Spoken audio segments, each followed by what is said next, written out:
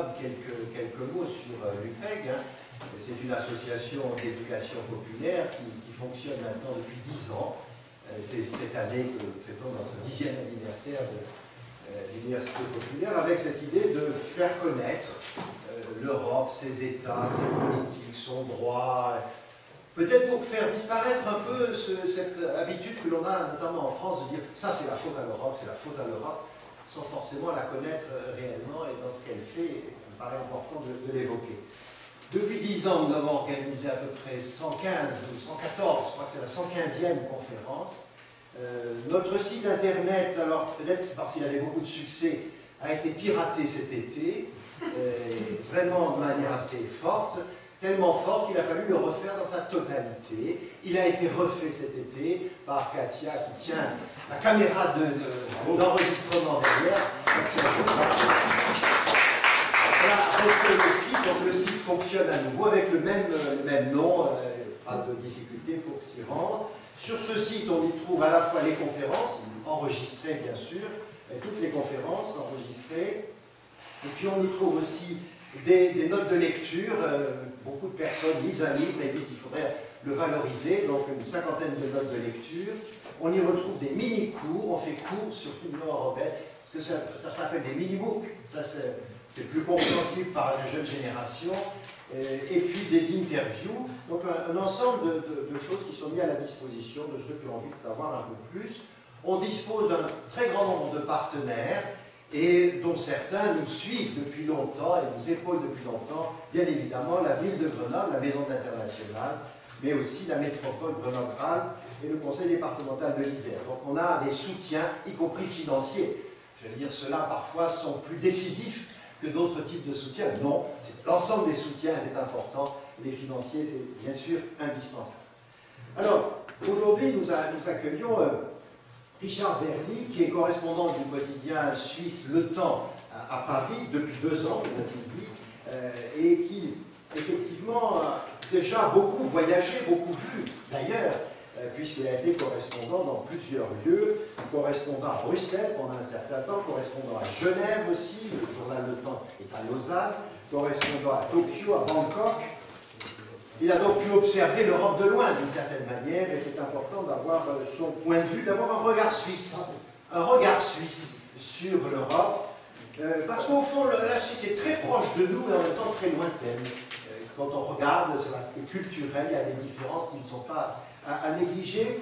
Parfois on dit, moi je l'ai dit à plusieurs reprises aux étudiants, que l'Europe hésitait à être une grande puissance, ou simplement une grande Suisse. Et je crois qu'il y a des éléments qu'on peut comparer dans cette dimension-là entre l'Europe et une grande Suisse. Est-ce que c'est une bonne idée d'être une grande Suisse? C'est bien sûr M. Verly qui va nous l'évoquer. En plus, la Suisse est un poste d'observation sur l'Europe. Je vous rappelle que la fondation Jean Monnet est en Suisse et toute la mémoire de Jean Monnet se retrouve dans cette fondation en Suisse, à Lausanne. Il a une dimension forte. Par ailleurs, M. Verly a aussi la direction d'une collection d'ouvrages qui s'intitule L'âme des peuples. J'ai été m'en procurer cet après-midi et je l'ai lu, apparemment c'est une best-seller, je ne le savais pas, j'ai lu le petit ouvrage sur Bruxelles dans cette collection L'âme des peuples. Alors, je ne sais pas si c'est un peuple, les Bruxellois, mais il y a cette dimension qui est importante. J'ai retrouvé d'ailleurs dans le livre sur Bruxelles celui qui est un peu le parrain de l'UPEG, qui est Jean Quatremer, qui est le correspondant permanent depuis très longtemps de Libération et qui est déjà venu à l'UPEG au moins plusieurs fois évoquer comment il voyait les choses. Alors dans cette collection, vous avez l'Allemagne, la Croatie, l'Espagne, la Grèce, l'Italie, les Pays-Bas, la Pologne, mais aussi des grandes villes, Milan et Bruxelles. Je vous en recommande la lecture et je cède la parole tout de suite, bien sûr, à M. Verly. Merci beaucoup, merci à vous de vous être déplacés aussi nombreux.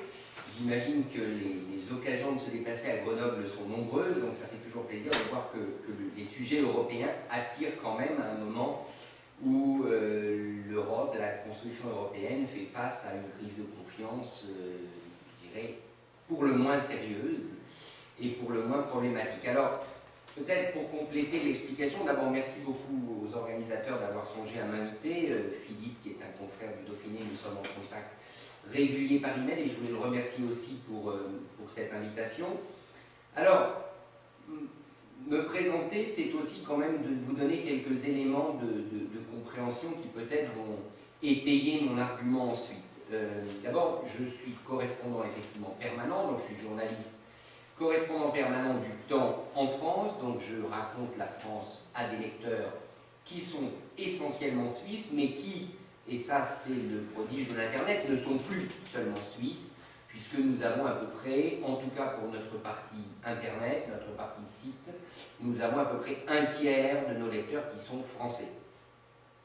Et dans ce tiers de nos lecteurs, j'imagine qu'il y en a pas mal qui viennent, j'ai jamais demandé les statistiques, mais j'imagine qu'il y en a pas mal qui viennent des régions frontalières de la Suisse, mais on a aussi beaucoup de lecteurs français, et je le vois quand je me déplace dans toute la France, et qui, à travers nous, c'est sans doute aussi la même chose pour nos confrères belges comme Le Soir, cherchent un autre éclairage sur la France que ce qui est écrit dans les médias français. Et d'ailleurs, alors Le Temps ayant en plus l'avantage d'une bonne réputation, on profite sûrement de cette image auprès d'un lectorat français. Et là, j'en profite tout de suite pour dire quelque chose. Moi, ça m'amuse toujours, dans le bon sens du terme, de voir des emails, et je vous promets que c'est très régulier, de gens qui disent c'est formidable ce qu'on a lu dans vos pages, jamais les journaux français n'écrivaient ça. Quand je lis mes propres articles, je trouve que c'est pas du tout vrai. Je trouve que les journaux français écrivent très souvent des articles bien meilleurs que les miens, etc. Mais c'est pour dire quand même que il y a, je pense, et c'est une des réalités à la fois sur la France et sur l'Europe, il y a sinon une désaffection, un désamour, un fossé, je ne saurais pas comment l'appeler, entre les lecteurs et les médias français. Je parle là de la presse écrite, je ne parle pas des médias audiovisuels. Il y a réellement, parce que je le sens quand je parle à des gens qui lisent Le Temps, il y a une crise de confiance entre un lectorat intéressé par ces sujets, que ce soit la France ou l'Europe, et la manière dont les médias français traitent ces sujets.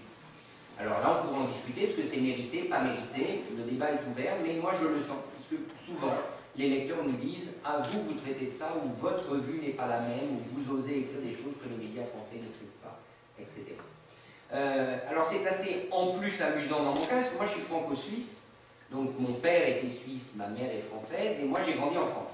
Donc vous voyez, je ne suis pas un exemple de Suisse, j'allais dire typique, puisque j'ai tout à fait grandi en France avec ma mère, et j'ai grandi dans un coin on ne peut plus français, puisque j'ai grandi en plein centre de la France à Nevers. Donc vous voyez, c'était vraiment, même si c'est pas très loin de la Suisse, c'est quand même plus loin de la Suisse que Grenoble.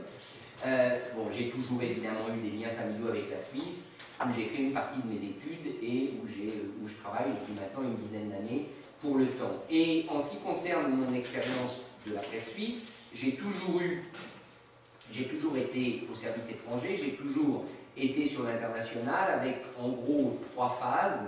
Une première phase qui a été essentiellement consacrée à l'Asie.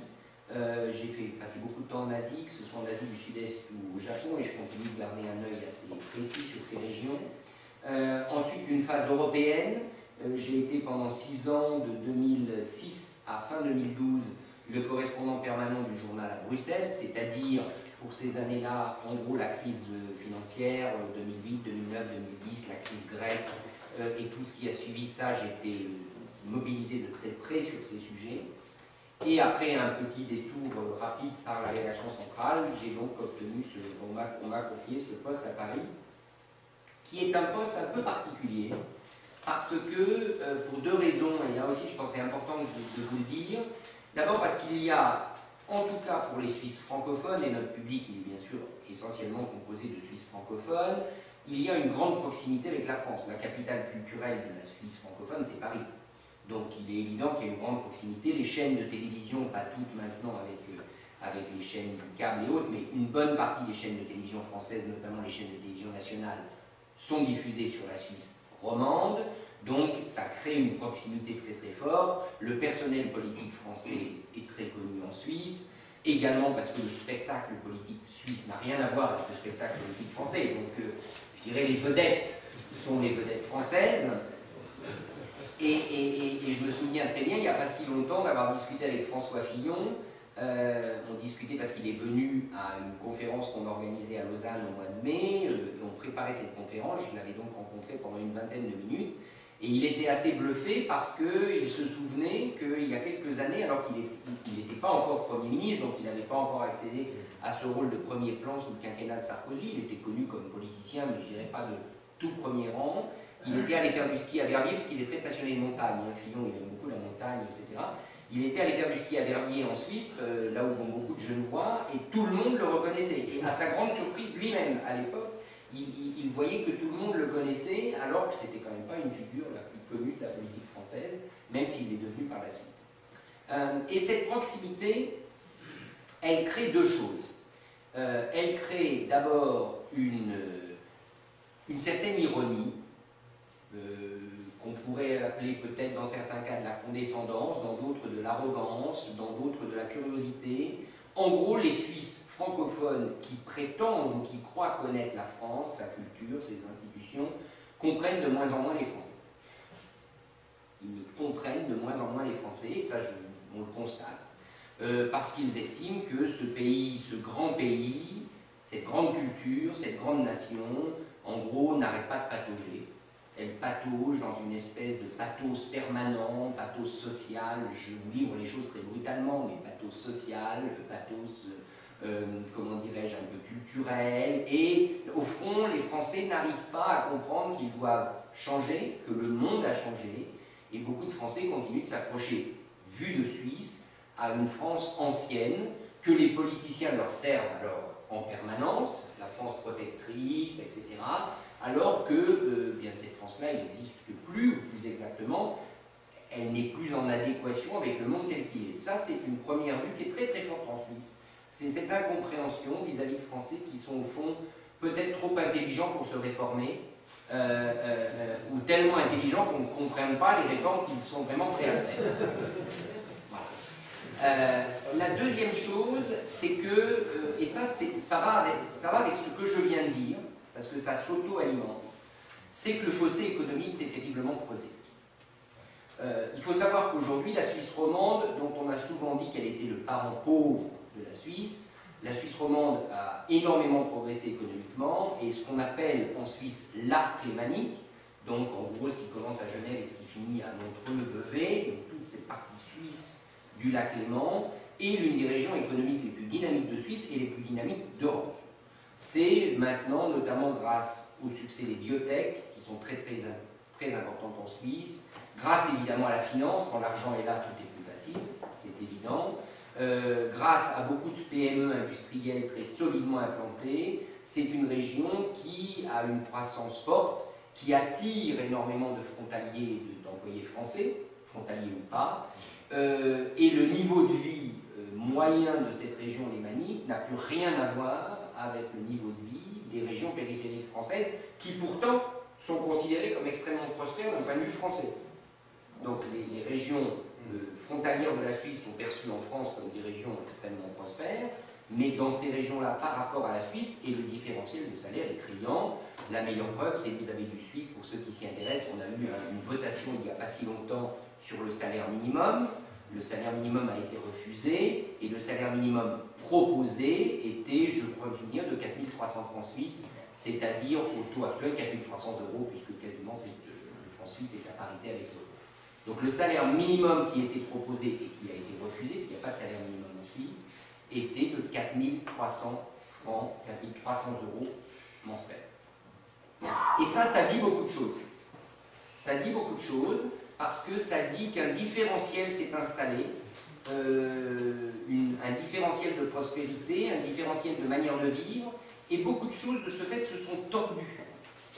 Parce que vous avez des Français qui viennent en Suisse pour effectivement des salaires bien plus élevés, qui sont une main-d'œuvre souvent tout à fait aussi bien formée que les Suisses. Le miracle économique suisse, ce n'est pas les Suisses qui l'ont fait, d'ailleurs la Suisse, ce n'est pas les Suisses qui l'ont fait non plus. Donc il faut là-dessus avoir un peu de recul, mais de fait, vous avez ce sentiment suisse aujourd'hui, et j'en viens à mon sujet de l'Europe. Au fond, nous, ça marche bien. Ça marche même très bien.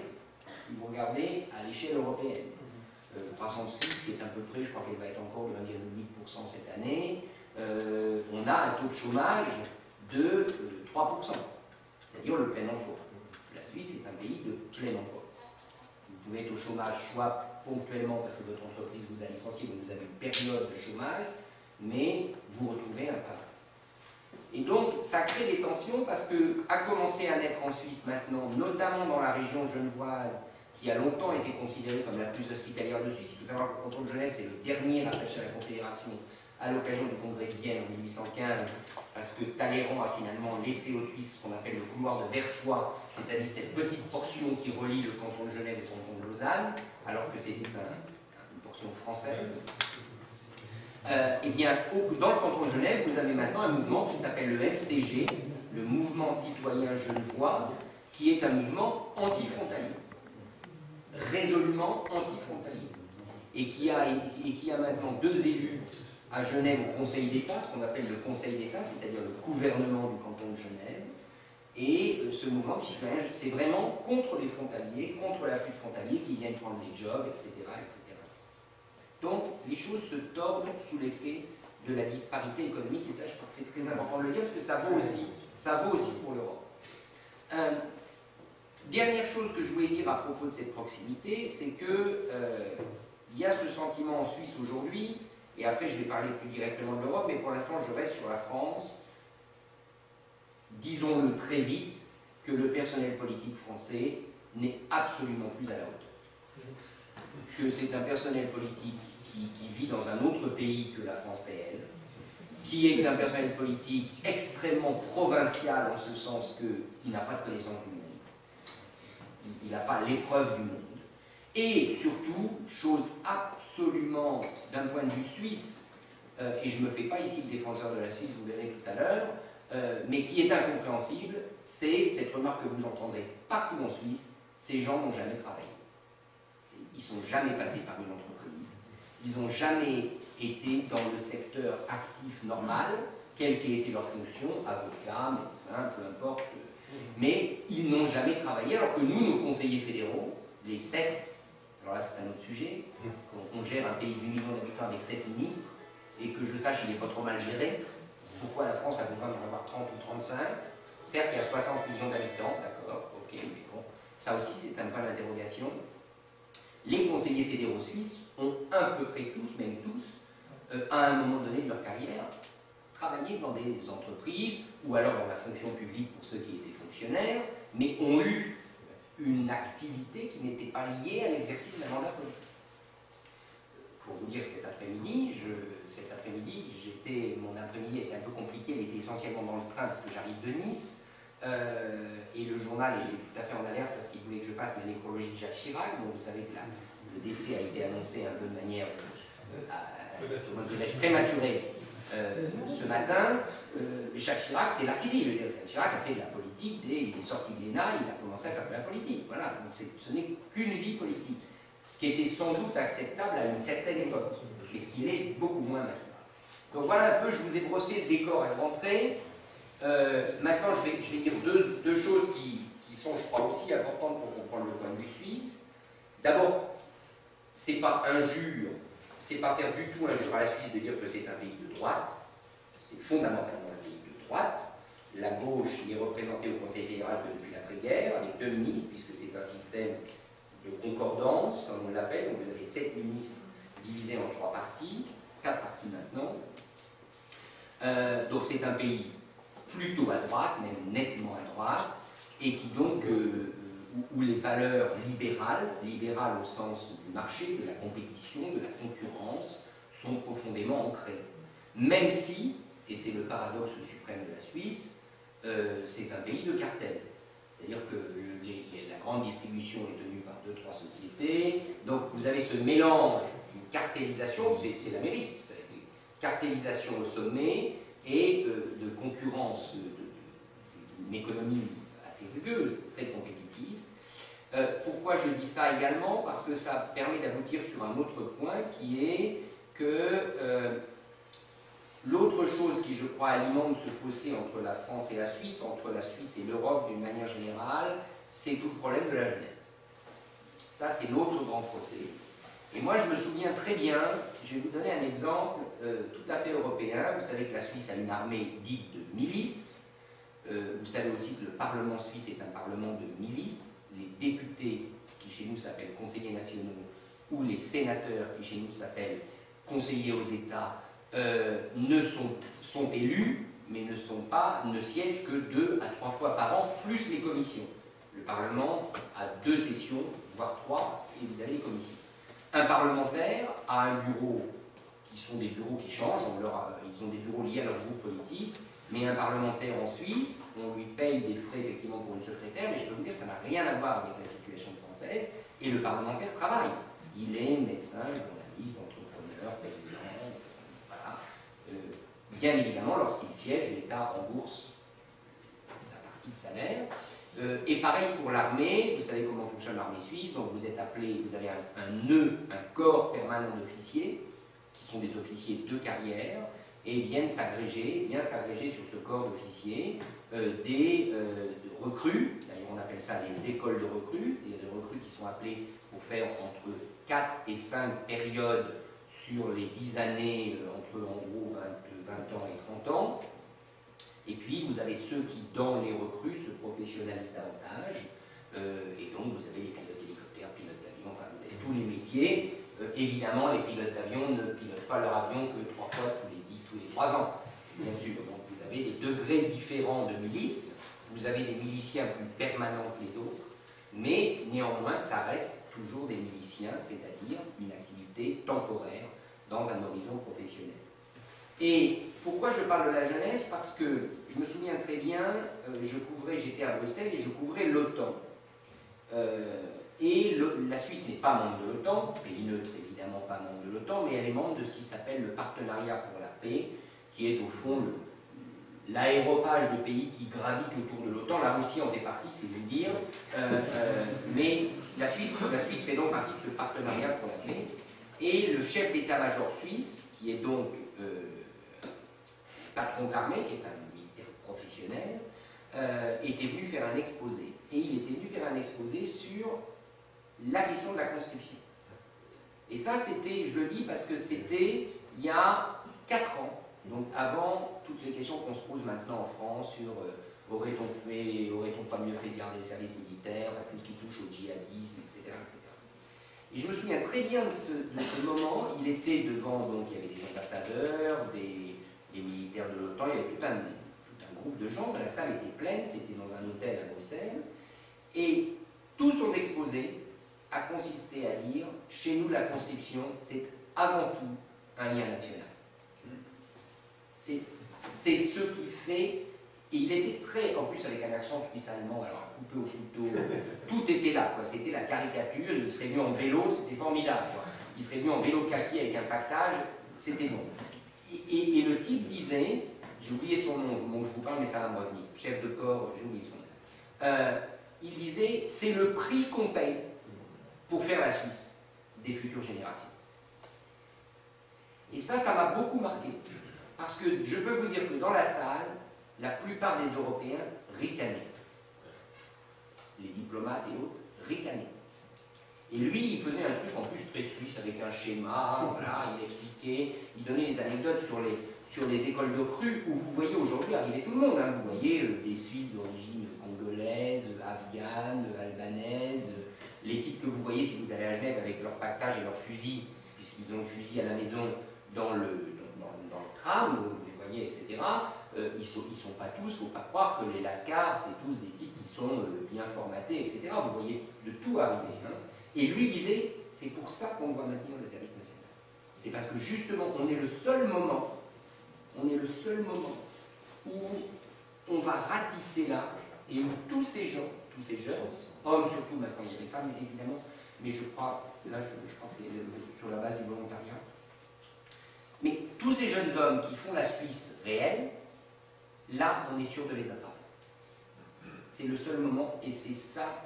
Et ça m'a beaucoup frappé parce que si vous transposez ça aux questions qui sont posées maintenant, on s'aperçoit qu'il avait raison. En tout cas, moi je pense qu'il avait raison. Et je pense que ce qui fait la Suisse d'aujourd'hui et ce qui tient la Suisse, c'est évidemment pas seulement son armée, ce serait exagéré de dire ça, mais ça y contribue beaucoup. Parce qu'à un moment donné, vous avez un moment d'agrégation fort, avec tout ce que ça suppose, évidemment, de discipline, de tout ce que vous voulez, mais ça crée une cohésion. Et c'est là-dessus que je voudrais consacrer mon exposé, c'est à cette question de la cohésion, parce qu'au fond, à mon avis, et on a posé la question, l'Europe vue de Suisse, l'Europe a-t-elle une âme? Et je pense que le mot répond aux deux questions. Au fond, tout est une affaire de cohésion. C'est-à-dire que on m'a beaucoup interrogé, on m'interroge souvent en France sur la Suisse par rapport à la Belgique. J'ai suivi la fameuse crise politique belge de 2008-2009, vous savez, quand ils n'ont plus de gouvernement fédéral pendant quasiment 1 an et demi. Donc c'était ce qu'on appelle un caretaker gouvernement, un gouvernement qui expédiait les affaires courantes, pendant 1 an et demi. Et à ce moment-là, les Belges venaient me voir souvent à la radio, pourquoi vous aussi en Suisse, vous ne parlez pas la même langue, vous avez des différences de langue, vous avez des différences de communauté, pourquoi chez vous ça tient, et pourquoi chez nous ça ne tient pas? En réalité, ça tient quand même, puisque la Belgique n'est pas disloquée. Mais pourquoi chez nous ça vacille, alors que chez vous ça donne l'impression de tenir? Et on pourrait appliquer ce raisonnement à l'Europe. Et moi, je faisais toujours 3 réponses. La première, et là c'était le cas belge sur lequel on m'interpellait, la première, c'est que c'est toujours plus facile de trouver un accord quand vous êtes 3 que quand vous êtes 2. Surtout quand vous avez une majorité claire, les alémaniques, 75% de la population, les romans, en gros 23%, et les italophones, 5%. Voilà. Quand vous êtes 3, avec une majorité très claire, dont vous savez qu'en gros c'est les patrons, voilà, comme ça, c'est les patrons qui sont nombreux, c'est plus facile de trouver un compromis quand vous avez seulement 2 communautés qui sont démographiquement pas très loin l'une de l'autre. Flamands, et je crois que les Flamands sont 7 millions et les francophones 5 millions, quelque chose comme ça. Donc voilà. D'abord, premier aspect. La Suisse est une mosaïque, si je puis dire, plus éclatée. Et de ce fait, il y a une tradition du compromis qui vient parce que vous constituez des coalitions, tout simplement. Il arrive que les Tessinois soient d'accord avec les Romans contre les Alémaniques, que les Alémaniques soient d'accord avec les Tessinois contre les Romans, etc. La deuxième chose, c'est que, et ça joue pour beaucoup, c'est qu'au fond, vous n'avez pas le problème qui compte beaucoup en Belgique et qui pèse beaucoup sur les débats belges, qui est celui du fardeau social de l'État. Je disais, la Suisse est un pays de droite. Je ne pensais pas seulement à des questions d'opinion politique, je pensais aussi à une réalité. En Suisse, l'assurance maladie est privée. Moi, j'ai une assurance privée, comme tous mes collègues. Vous avez une assurance qu'on appelle l'assurance de base, qui couvre effectivement les gens qui n'ont pas de ressources, vous avez vraiment une assurance de base, mais tout le reste, vous le payez. Donc l'État n'a pas de fardeau social. L'assurance chômage, elle est gérée au niveau cantonal en Suisse.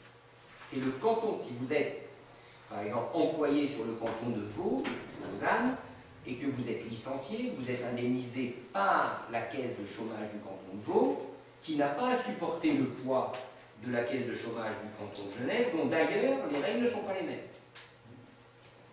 Donc vous n'avez pas ce fardeau fédéral qui fait que les Flamands disent en gros les francophones ne travaillent pas, on paye les chômeurs francophones. Vous voyez, vous n'avez pas ça. C'est très important aussi. Et c'est le troisième élément que je voulais dire, c'est qu'en réalité la Suisse, ce n'est pas 3 communautés, c'est 28 cantons. C'est des cantons qui sont chacun une entité. Et donc, chaque canton ayant son gouvernement, vous trouvez une majorité. Alors, le fédéral a des responsabilités. La défense est fédérale, les affaires étrangères sont fédérales, les finances sont fédérales, en tout cas au niveau du pays. Mais, par exemple, la police suisse est cantonale. Et c'est très important. Alors, des fois, ça bug. Parce que, évidemment, des fois, mais moins maintenant. Moins maintenant, parce que la technologie fait que tous ces gens se parlent en temps réel. Et il est arrivé dans le passé que ça bug parce que, voilà, la police cantonale de tel canton n'a pas transmis l'information. Bon, ok. Mais à part ça, ça a quand même, dans les affaires qu'on vit aujourd'hui de djihadisme et autres, ça a une conséquence quand même énorme. C'est que les flics sont proches de l'habitant, sont très proches. Ils connaissent la réalité locale. Et ça, c'est très important. Parce que vous n'avez pas ces échelons qui fait qu'en France, moi j'ai fait pas mal de sujets sur le djihadisme et autres, vous avez quand même pas mal de flics qui vous disent mais nous on transmet les informations, mais avant que ça nous revienne dans le tuyau hiérarchique, dans l'alambic hiérarchique policier, bon ben, les choses se sont déjà passées, etc. Vous n'avez pas ça en Suisse. Et maintenant ça m'a amené à parler de l'Europe, parce qu'au fond, on est dans le sujet. L'Europe, vue de Suisse, elle a deux défauts essentiels. Je parle de l'Europe, Union européenne évidemment. Intégration européenne, Union européenne. Vue de Suisse, et je ne défends pas la vue suisse, j'essaye de dire ce qu'elle est. L'Europe a deux défauts essentiels. La première, c'est que l'Europe a oublié les peuples. Alors, la Suisse est bien placée pour dire ça. Aujourd'hui, tout le monde le dit. La Suisse est bien placée pour le dire parce que la Suisse a la démocratie directe. Donc, il faut reconnaître que les Suisses ont une certaine légitimité à poser cette question. Les Suisses ont l'habitude de voter sur tout, d'être consultés régulièrement. Le gouvernement, comme vous le savez, peut être mis en défaut. Une décision gouvernementale peut être rejetée par un référendum. Donc, le gouvernement prend une décision, le Parlement la vote, 100 000 signatures, le peuple se prononce contre, la décision du gouvernement est invalidée. L'autre pendant, c'est l'initiative, le peuple réunit des signatures, vote quelque chose qui s'impose au gouvernement, par exemple, l'interdiction des mosquées, plus exactement, pardon, des minarets dont le gouvernement ne voulait pas, le changement de la Constitution a été voté par le peuple. Donc, premier gros défaut pour les Suisses de cette Europe, c'est qu'elle a oublié les peuples, ou en tout cas qu'elle ne sait pas, ou qu'elle ne veut pas, trouver les moyens de les consulter davantage. Et ça, je crois que c'est une grosse partie du problème. Et il faut savoir qu'en Suisse, la droite dure fait quand même 30% des voix, elle est au gouvernement, et son core business, si l'on peut dire, son boulot de base, c'est d'exploiter ça. C'est-à-dire de toujours dire, on vous oublie, vous n'êtes pas respecté, vous n'êtes pas entendu, etc. La deuxième grand défaut que les Suisses voient à l'Union européenne, et ce que je vous dis, ça n'est pas nouveau, donc quelque part, peut-être qu'ils étaient prémonitoires, c'est que on n'a pas encore trouvé que l'Union européenne n'a pas réussi à accoucher d'une souveraineté européenne. Et ça, c'est très très fort en Suisse aussi, qui s'explique pour des tas de raisons, petit pays, configuration géographique particulière, pays alpin, etc. Mais cette idée que, au fond, la dilution des frontières va à terme poser des problèmes de souveraineté. Et les Suisses le disent depuis longtemps. Il faut reconnaître là aussi qu'aujourd'hui, on est au cœur de ce problème. Comment vous conciliez la souveraineté et l'absence de frontières? Comment vous matérialisez la souveraineté quand vous avez fait disparaître les frontières? Vous savez que les peuples sont demandeurs de souveraineté. C'est une réalité, c'est pas la peine de s'en cacher. Vous savez aussi que les élus veulent de la souveraineté parce que sinon ils ne servent plus à rien. Donc ils veulent un espace sur lequel ils aient compétence. Ça c'est évident. Si vous bougez, si vous abaissez les frontières, si vous les supprimez, comment vous conciliez cette réalité de la souveraineté, disons, politique, avec l'immatérialité de la souveraineté géographique?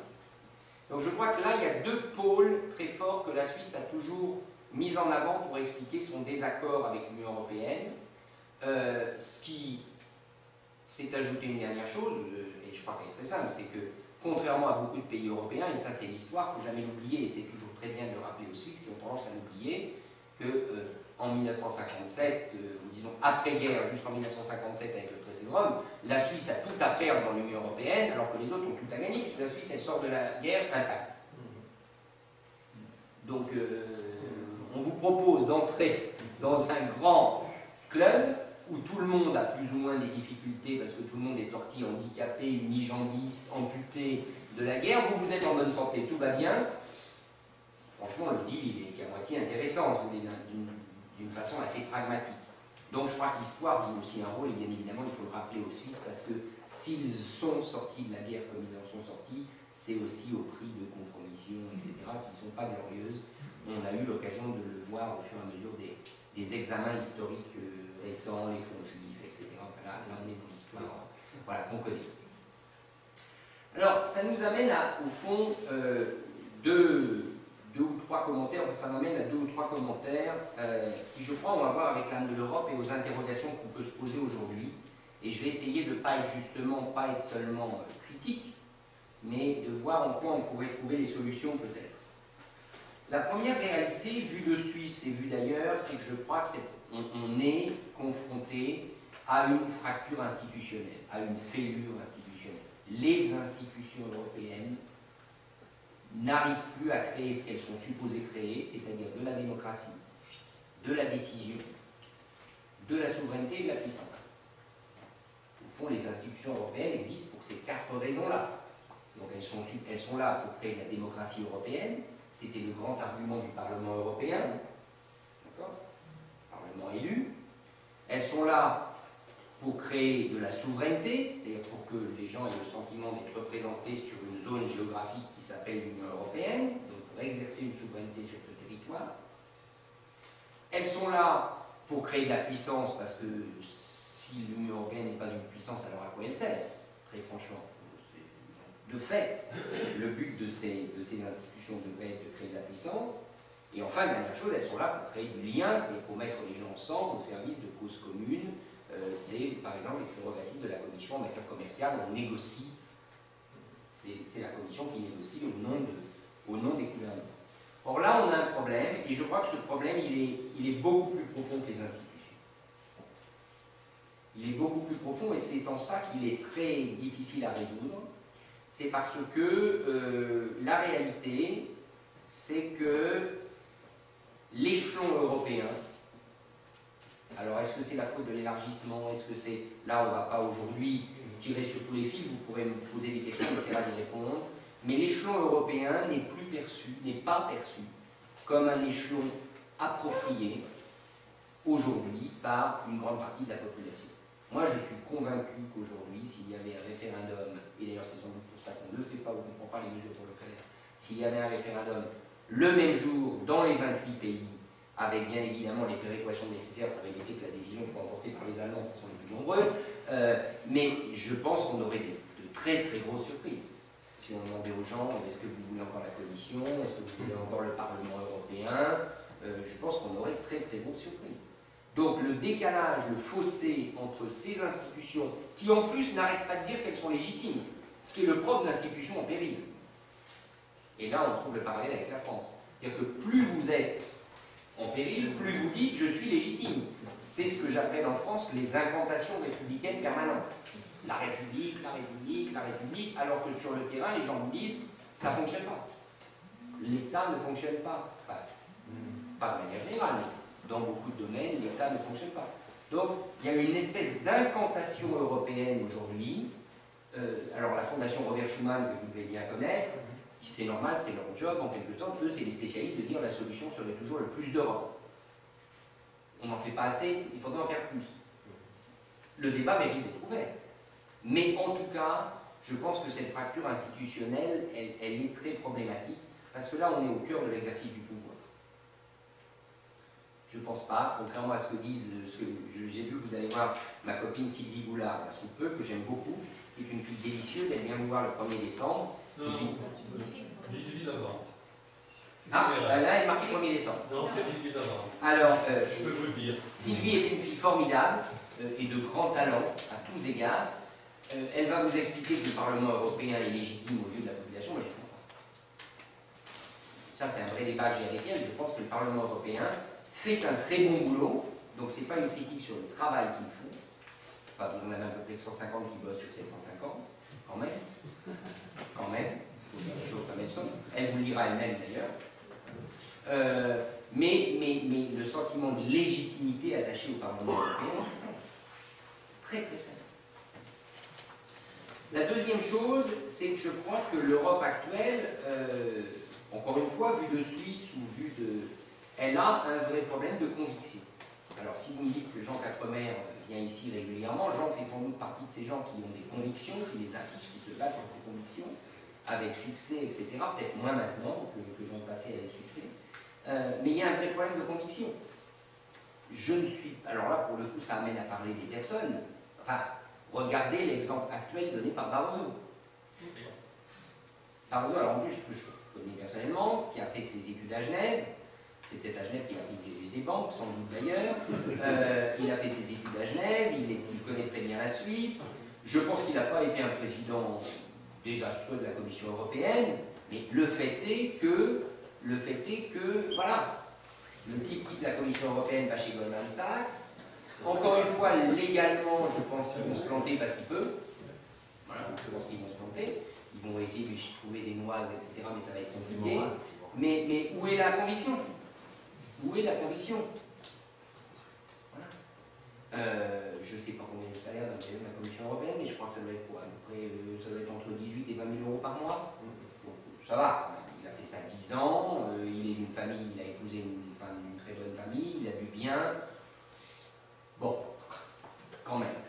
On peut dire la même chose, et pareil, c'est quelqu'un que j'aime bien aussi, mais on peut dire la même chose de Juncker, qui est un type, je crois, authentiquement européen, mais qui à un moment donné, où vous avez beau être authentiquement européen, quand pendant quasiment 40 ans de votre vie politique, vous avez fermé les yeux sur ce que font vos banques, que vous n'aimez pas, parce que je crois que c'est vrai, Juncker n'aime pas les banquiers, je crois que c'est vrai. C'est un vrai social-chrétien qui n'aime pas les banquiers, sauf que son pays vit de ça.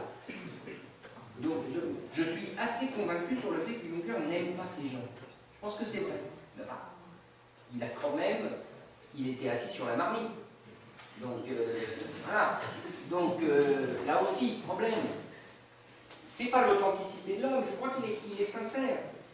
Moi je l'ai rencontré dans son bureau, je pense que c'est un petit, je l'ai rencontré à plusieurs reprises. Il n'était pas à l'aise, mais enfin il a quand même passé sa vie à avaler les couleuvres. Donc maintenant, comment voulez-vous être complètement crédible? Par ailleurs, osons quand même dire un certain nombre de choses. Comment vous pouvez imaginer qu'un Premier ministre d'un État de 500 000 habitants soit pris au sérieux par le président chinois? Mais franchement, là on a quand même un problème. Vous nommez à la tête de la Commission européenne un type qui était gouverneur d'un demi-quartier de Pékin.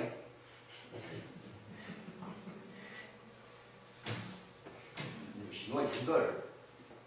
Franchement, dans des pays où quand même le raisonnement politique est assez... Voilà, il rigole. Voilà, monsieur Juncker, qu'est-ce que vous êtes qui? Bon.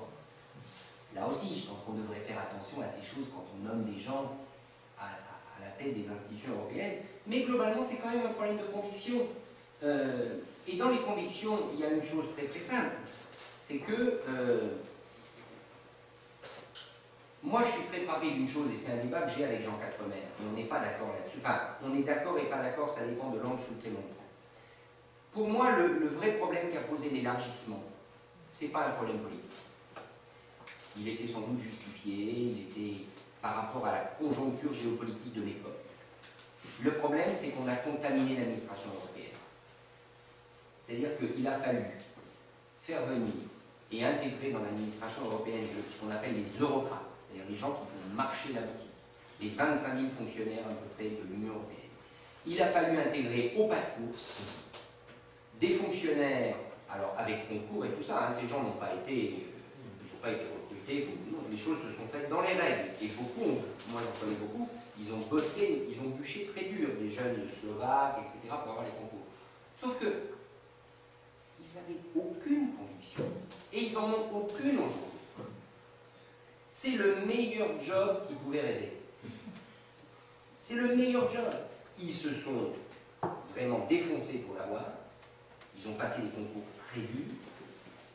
Mais franchement, alors ça c'est tout à fait politiquement incorrect ce que je dis. Mais il n'y a aucune conviction. Les Britanniques qui sont dans l'eurocratie, les eurocrates britanniques, eux avaient des convictions européennes parce qu'ils avaient choisi une carrière qui était tout à fait antinomique avec le sentiment général de leur pays. Et c'est souvent d'ailleurs les plus européistes, les Britanniques, de l'administration de Bruxelles. Souvent. Et brillants, très brillants. Mais on a intégré quantité de gens de ces nouveaux pays membres qui font ça, mais comme un job point à la ligne. Et là, on a un problème. Là, on a un problème. Parce que vous ne pouvez pas être eurocrate si vous ne portez pas l'idée européenne avec conviction. Et donc, moralité, beaucoup de ces eurocrates-là se couchent devant leur gouvernement, à la première occasion. Ça, c'est une réalité, voilà. C'est une réalité réelle, si je puis dire. Elle est vraiment, on n'a pas su ménager cette transition. En tout cas, à cet échelon crucial qu'est l'administration européenne, puisque, in fine, vous avez beau faire ce que vous voulez, les décisions, elles passent quand même par une administration qui les applique et qui les met en œuvre. Donc, je crois qu'il y a un vrai problème de conviction, et là, je suis très inquiet. Là, franchement, je suis très inquiet, parce que je pense que je ne vois pas où sont les moteurs. Il n'y a qu'à regarder les nouveaux espoirs. Voilà, vous allez recevoir Sylvie Goulard, c'est une des plus brillantes. Guy Verhofstadt, l'ancien Premier ministre belge, on les connaît tous, mais ils ne sont pas très nombreux. Sylvie, franchement, franchement, elle représente une toute petite minorité au Parlement européen. Et ça, c'est vraiment un problème. Donc, alors que ce n'était pas le cas il y a 20 ans. Donc les pro-Europe, les vraiment pro-Europe, ceux qui se battent et qui sont pas simplement là pour exercer un mandat de passage, sont devenus extrêmement minoritaires. Et ça m'inquiète beaucoup, à tel point que, sur beaucoup de sujets, aujourd'hui, les Suisses sont plus européens que les membres de l'Union européenne. C'est vrai. Vous avez en Suisse beaucoup de gens qui sont beaucoup plus européens sur beaucoup de sujets que les propres membres de l'Union européenne. Et ce qu'on a vu, le Brexit, moi j'étais à Londres juste avant le vote du Brexit, on suis revenu le 22 juin, le vote a eu lieu le 23. Moi, ce qui m'a frappé, c'était une chose, c'est l'absence totale de campagne électorale à Londres. Vous étiez à Londres, moi j'étais à Londres, dans la City, partout. Il n'y avait aucun drapeau, aucune affiche, rien du tout. C'était l'archétype de la ville globale, mondialisée, qui n'en a rien à foutre de l'Europe. Or, si vous vous souvenez, le raisonnement c'était les eurosceptiques vont l'emporter dans les villes industrielles sinistrées, et grâce au vote des Londoniens, ça compensera et Londres permettra de gagner d'éviter le Brexit maintenant. Parce que personne s'y est battu électoralement. Personne n'a porté le drapeau de l'Europe au cœur de Londres. Et donc on a eu le résultat qu'on a eu. Voilà. Et ça, je crois que c'est un problème de conviction, et on peut l'appliquer à la France. Hein.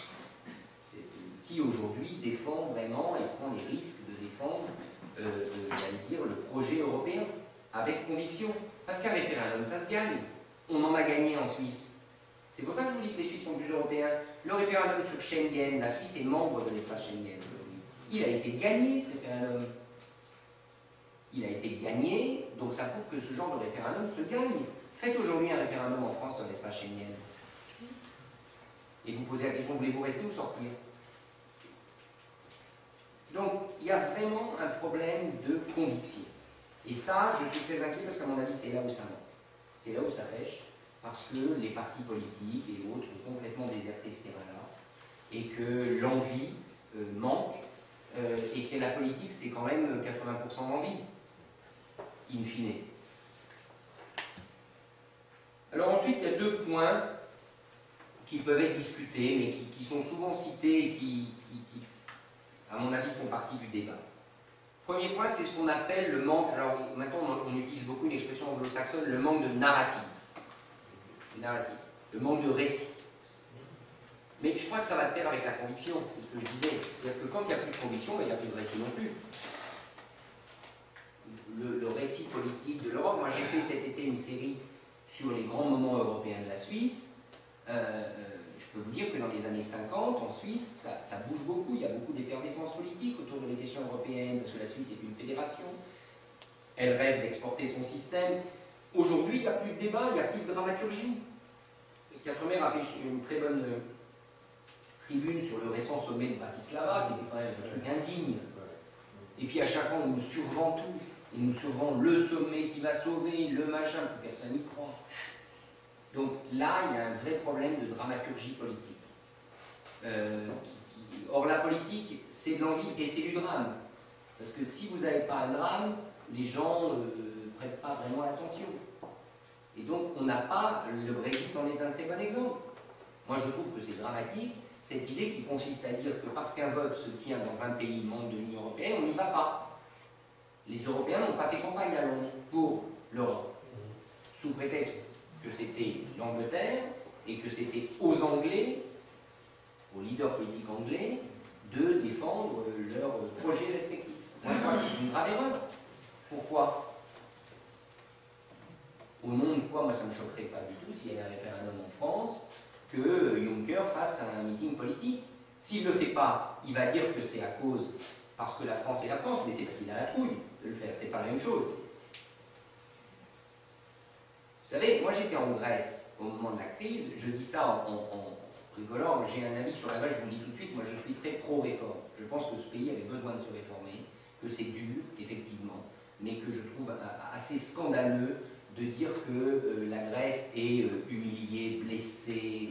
De ce point de vue-là, j'ai une approche assez allemande. Je pense qu'il y avait une urgence, Il y avait une urgence grecque qu'il fallait traiter. Or, les urgences, que je sache, ça ne se traite jamais sans douleur. Et ça, on pourra en débattre. Mais c'est pas ça que je voulais dire. Quand j'étais en Grèce en 2008-2009, je me souviens très bien, le nombre de Grecs qui disaient « Mais nous, mettez-nous un proconsul européen. À un moment donné, puisqu'on veut rester dans l'Europe, mettez-nous véritablement pendant une période X sur laquelle on est prêt à voter, on vous donne un mandat de 5 ans, pendant laquelle le pays est géré par l'Europe. » Les Grecs le disaient, pas tous les Grecs, bien sûr, mais pas tous les Grecs. Mais moi j'entendais des Grecs et des gens sérieux dire, mais nous on est prêts à ça. À condition qu'on vote, qu'on l'approuve, et que ce soit pendant une période de temps, d'accord, mais on est prêt à ça. Et pourquoi on ne l'a pas fait? Je ne dis pas qu'il fallait le faire tel quel, mais pourquoi on n'a pas posé la question? Donc, il y a un manque de conviction et un manque de volonté. Et dernière chose, et c'est peut-être... Voilà. Et dernière chose, c'est l'échec culturel de l'Europe. Alors, on a un auteur suisse que vous connaissez peut-être pour certains d'entre vous, Denis de Rougemont, qui dans les années 50 et 60 a beaucoup écrit là-dessus. Et lui, il avait la conviction que l'Europe future serait l'Europe des régions et l'Europe de la culture. Quand vous regardez aujourd'hui, il n'est peut-être pas complètement. Mais je pense que culturellement, là aussi, moi, je pense qu'Erasmus, on paye très cher le prix d'Erasmus. C'est-à-dire qu'on a créé quelque chose dont on tire des conséquences qu'on ne devrait pas. On a dit, on a Erasmus, ça a du succès, donc tous les jeunes sont européens. En gros, c'était ça. On a créé Erasmus, ça marche, les universités, tout ça fonctionne bien. Donc, on n'a plus de problème, puisque tous les jeunes sont par définition européens, puisqu'ils vont passer un an en Espagne, un an même en Suisse. Et c'est faux. C'est faux. Une bourse, ça ne remplace pas une éducation culturelle. C'est pas vrai. Et donc, on a là encore joué d'une fiction. Je ne suis pas du tout anti-Erasmus, je dis simplement que on a confondu la fin et les moyens. Et Erasmus, je pense, il y a une part de mensonge dans Erasmus, et pour moi, et je vais terminer là-dessus, je pense que le grand problème de l'Europe, aujourd'hui, alors bien évidemment, quand on brasse des idées comme ça, c'est toujours très facile. Après, quand on rentre dans le détail, c'est plus compliqué, j'en ai bien conscience. Mais c'est qu'on a voulu enseigner l'avenir avant d'enseigner l'histoire. Au fond, on s'est persuadé qu'on allait de facto créer une génération, et d'ailleurs à Bruxelles on vous le disait ouvertement, créer une génération qui comprendrait que son intérêt était naturellement européen. Que ça se ferait naturellement, puisqu'on avait maintenant les instruments. Donc on a mis les instruments, on a mis tout ça en place, et on s'est dit, formidable, la machine à procréer des Européens va fonctionner. Ben, c'est faux. Puisqu'on a oublié que pendant ce temps-là, les systèmes scolaires étaient encore complètement nationaux, que les logiques politiques étaient nationales, que les logiques économiques étaient nationales, et donc la distorsion, elle a cessé. Donc on a complètement voulu ignorer que si on n'enseigne pas l'histoire et si on ne fait pas un effort pour que dans l'histoire, dans l'enseignement de l'histoire, passe la nécessité européenne, on va arriver dans un mur. Et mon dernier propos, ce sera de, très gentiment, vous avez fait référence à la collection, alors malheureusement je pensais repasser par Paris, mais en conférence de Nice je ne suis pas passé, la petite collection de livres que je dirige, mais je vais vous raconter comment elle est née, parce que pour moi c'est très révélateur de ce que je viens de dire. Voilà. Donc là, voilà, c'est une collection qui se présente comme ça. Si vous la trouvez en librairie, n'hésitez pas à l'acheter. Ça s'appelle L'âme des peuples. On a une trentaine de titres.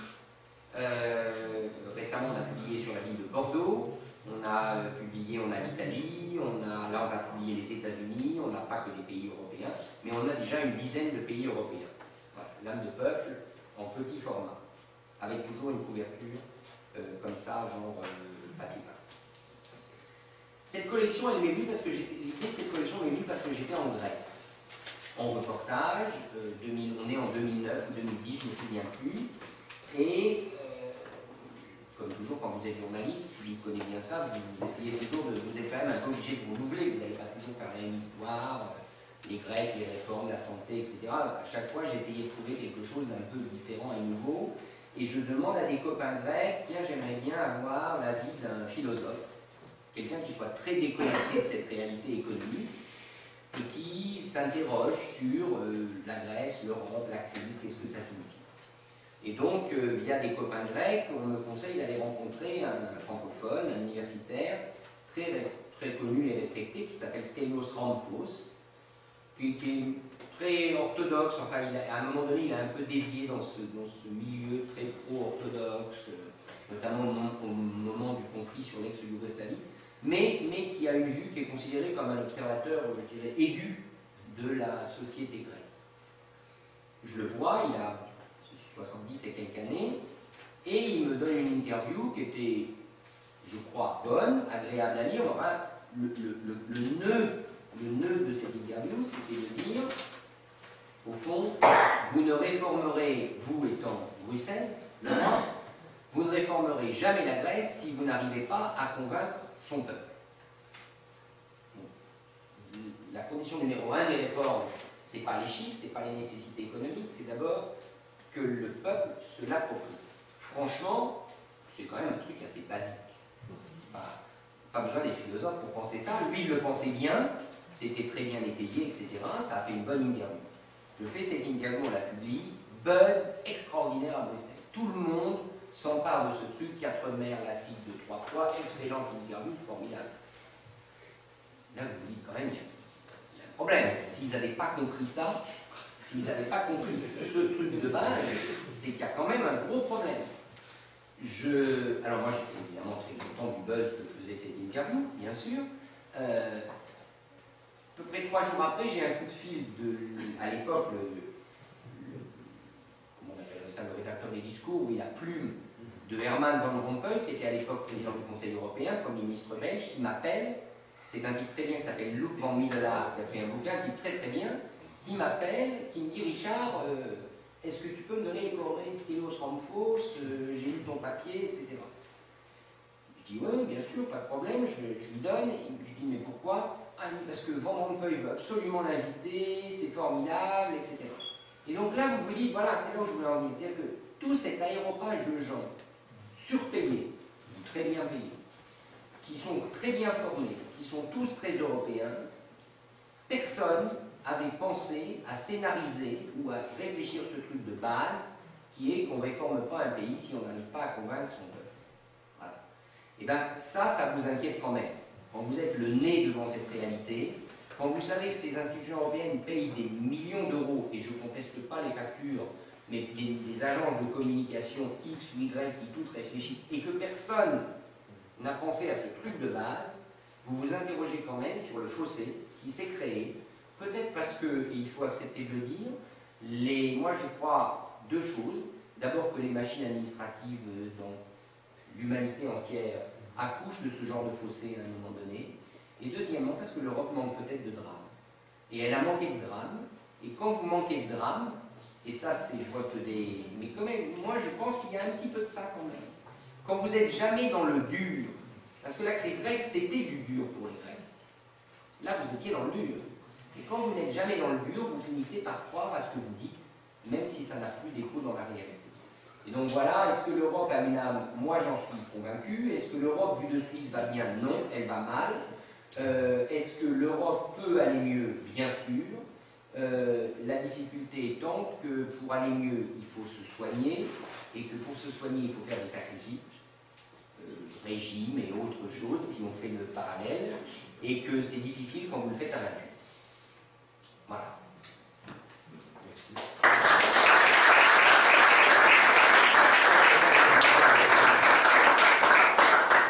Merci, ça nous laisse du temps pour échanger, parce que c'est le principe de l'UPEC, de pouvoir échanger avec l'intervenant. En sachant que je ne suis que journaliste, et vous l'aurez constaté, j'ai fait ce que font toujours les journalistes, c'est-à-dire parler des problèmes sans avoir les solutions. On a bien compris. Alors, vous avez mentionné l'histoire. Alors, si on regarde la Suisse, depuis le Bruxelles, ça fait 8 siècles à peu près. Oui. Il y a des bagarres entre les Bernois, entre les Fribourgeois, entre tout le monde. L'Europe, ça a 50 ans, à peu près. Alors, comment est-ce que vous voyez cette évolution? Oui, alors, bon, ça dépend de quel pays vous regardez. Moi, je suis autrichien, ça fait un peu moins. Donc, beaucoup moins de temps pour beaucoup plus de monde. Comment est-ce que vous voyez cette différence et l'évolution potentielle? Peut-être positive quand même. Suisse, il a été une Non, confédération à une certaine époque. Oui, oui, Une absolument. seule confédération. C'est qui aujourd'hui, en réalité, une fédération. Aujourd'hui, oui. Vous savez, moi, alors encore une fois, je ne suis que journaliste et j'ai bien conscience de la facilité, c'est aussi pas toujours facile, mais qui est qu'on écrit sur les problèmes et que finalement on laisse les solutions aux autres. Moi je ne comprends pas pourquoi, vraiment je ne comprends pas pourquoi parmi les programmes financés par l'Union européenne, on n'a pas financé des professeurs d'histoire européenne. Je ne comprends pas ça. Je ne comprends pas pourquoi on n'a pas financé de la même manière qu'on finance Erasmus qui coûte un saladier à juste titre, parce que ça coûte cher et c'est tout à fait bien. Pourquoi on n'a pas financé, et là je ne parle pas des universités, hein, parce que ça il y en a, des chaires d'université, des chaires Jean Monnet et tout ça, mais pourquoi on n'a pas créé un corps de professeurs d'histoire européenne dans les écoles? Je ne comprends pas. Je ne sais pas pourquoi on n'y a jamais pensé, ou si on n'y a jamais pensé, pourquoi ça ne s'est jamais fait. Et je pense que ça devrait être fait. Vraiment, vraiment. Sur un seul programme. Et ça obligerait tous les ministères de l'Éducation à s'entendre sur un programme. Alors l'histoire, j'ai fait le lycée français en Autriche. Oui. Je sais que l'histoire, vue de la France et vue de l'Autriche, c'est pas la même histoire. Bien sûr. Et c'est deux cours, et c'est très intéressant. Évidemment. J'ai appris la relativité de l'histoire. Et évidemment, mais c'était pour ça qu'il faudrait faire ça. Vous savez, il y a maintenant des livres qui ont été écrits en commun par des profs d'histoire français et allemands. En Autriche, très compliqué. Voilà. Et bien sûr, pourquoi on ne l'a pas fait, je ne sais pas. Je suis incapable de dire pourquoi, mais je trouve que c'est autre chose pour aller dans votre sens. Moi, ce qui me frappe, c'est que la commission, qui est quand même le gouvernement, l'exécutif, et qui est supposé porter le message européen et quelque part l'imposer au gouvernement, disons les choses comme elles sont. Le discours à la commission, c'est systématiquement de dire, enfin en tout cas maintenant, c'est de dire on n'a pas la compétence. Donc en gros, on ne fait que ce pourquoi on a la compétence. Donc le commerce, la concurrence, etc. Moi je suis désolé, je ne suis absolument pas d'accord avec ça. La commission devrait régulièrement, quitte à se faire retoquer, quitte à se faire blabouler, elle devrait aller au-delà de ses compétences. Elle devrait aller, quitte à ce que les gouvernements lui disent attends, voilà. Mais elle devrait aller, pardonnez-moi l'expression, au carton. Elle ne va plus au carton. Vous savez, si vous parlez à Jean Quatremer, qui est bien plus vétéran que moi dans les affaires communautaires, alors il était à l'époque le favori de Jacques Delors, donc il en parle bien sûr en mieux, mais Jacques Delors avait cette réputation. Vous savez que Jacques Delors est un politicien français qui avait très mauvais caractère, et comme sa fille, Martine Aubry, il avait tendance à abuser du chantage. Mais, Ils ne font pas les mêmes choix politiques. voilà. Mais durant les sommets européens, que moi je n'ai pas vécu, mais Delors régulièrement sortait de la salle. Il sortait de la salle, il convoquait une conférence de presse, alors que les chefs d'État et de gouvernement étaient dans la salle, il en sortait, et il disait j'ai échoué. On ne me donne pas le mandat pour faire ce que je veux faire, messieurs les journalistes, messieurs et dames. Alors, il y avait 70% de théâtre, mais il était payé, si je puis dire, pour faire ça. Jamais Barroso n'a fait ça. Jamais Romano Prodi n'a fait ça. Moi, je suis ulcéré quand j'entends les gens de la commission dire on n'a pas les compétences. C'est pas parce que vous n'avez pas les compétences que vous ne pouvez pas imposer un débat en utilisant les armes qui sont celles de pays démocratiques, c'est-à-dire la presse, l'opinion, voilà, en utilisant tout ça. Donc il y a bel et bien une démission d'une commission qui est devenue une commission essentiellement composée de techniciens qui, plutôt que de chercher à faire bouger les choses, veulent fortifier leur domaine de compétence. Ça, c'est, à mon avis, très problématique. Vous avez mentionné qu'il n'y avait peut-être pas eu assez de drames. Ça m'a un peu choqué étant donné que je suis jeune et étudiant, mais je pense plutôt que pour adhérer à cette Europe, il faudrait plutôt qu'il y ait des succès et des choses positives. Est-ce que vous ne croyez pas plutôt qu'aujourd'hui l'Europe est faite d'idéologues plutôt que de personnes qui veulent se mettre au service d'un territoire voilà. Alors, il y a deux choses dans votre question. Il y a le succès contre drame et il y a idéologue ou se mettre au service d'eux. Voilà. Moi, je ne suis pas persuadé que les succès font la cohésion.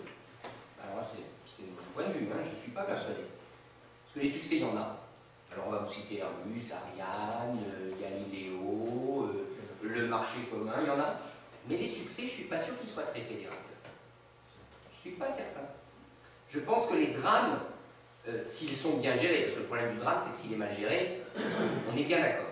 Mais je pense que le drame, peut-être parce que j'ai une vision dramatique de l'histoire, mais que le drame est plus fédérateur que le succès, à mon avis. Parce que le drame crée une cohésion.